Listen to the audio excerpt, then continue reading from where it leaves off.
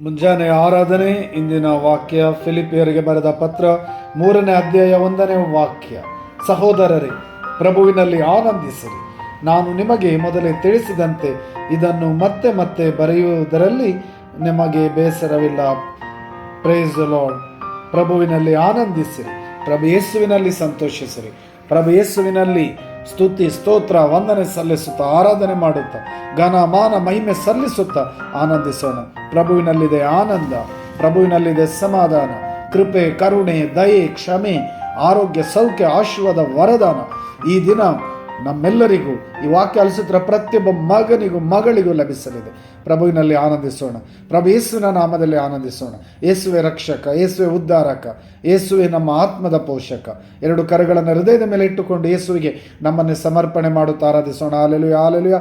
ಪ್ರಭು ನಿಮ್ಮ ನಾಮಕ್ಕೆ ಸ್ತುತಿ ಸ್ತೋತ್ರ ವಂದನೆ ಆರಾಧನೆ. ಈ ಕ್ಷಣದಲ್ಲಿ ನಿಮ್ಮ